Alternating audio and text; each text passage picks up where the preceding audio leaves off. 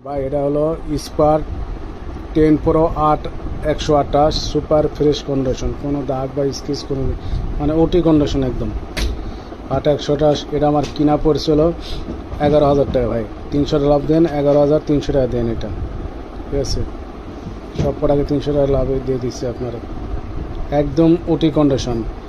চার্জারটাতে সব কিছু আছে ভাইয়া, বুঝছেন? যদি নেন তো কালকে পাঠাই দেবো। আসসালামু আলাইকুম।